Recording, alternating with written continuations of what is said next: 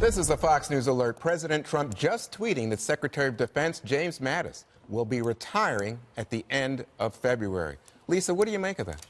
I find it sad. I mean, I love General Mattis. I mean, this is a tough guy. I think a lot of people, like, one of the biggest criticisms, well, I guess he's not literally listening to his generals regarding Syria, but one of the biggest criticisms was that he wasn't going to follow the advice of his advisors, and he wasn't going to surround himself with necessarily the best people.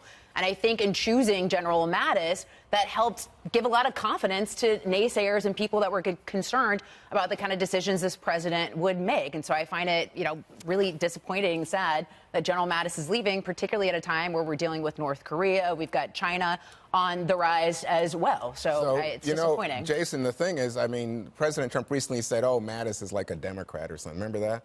And now you have him the president defying Mattis's suggestions with regard to pulling those troops out of Syria. What do you make of this? Look, the country will owe a lot to General Mattis. 4 decades of service in the Marines, serving tours in Afghanistan and Iraq. He'll be remembered for a long and storied career. If there's one great pick that I think the president made early on in his cabinet, it was General Mattis. I think on both sides of the aisle, so much respect for this man and what he's done. One of the quotes I recently read from him, I won't get that quote exactly right, but he was basically, engage your brain before you engage your guns. Right. And for a military leader to think like that, talk like that, but to be able to back it up, is inspirational. There's a lot to learn from this man. We got to thank him for his service, and evidently he'll be there still as the Secretary of Defense until February. General Perino, what do you think? No, I'm no general at all. I cannot hold a candle to him. I think that you saw that the Pentagon actually worked very well, was run very well for the last 2 years. And General Mattis was able to fulfill President Trump's direction when he asked for troops to go to the border for support down there. And he did that and really pushed back on media criticism, or I shouldn't say just media, but Democratic criticism.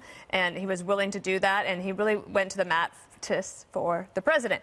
But now I think that the White House is going to have, once again, a big nomination fight on their hands. I shouldn't say fight, but it'll just be an issue, right? It'll take up because they have now the AG at Department of Justice and DOD. But I would say something about this move. This has been rumored for a while. And the demise of Jim Mattis had been rumored. Like, you could report it every week. Somebody said he was going to be out the door. But I will say that if you think back to the Obama administration, everyone who was the national security team for President Obama, when they left and wrote their books, every single one of them, Kerry, Panetta, Gates, Clinton, all said, the president did not listen to us on Syria.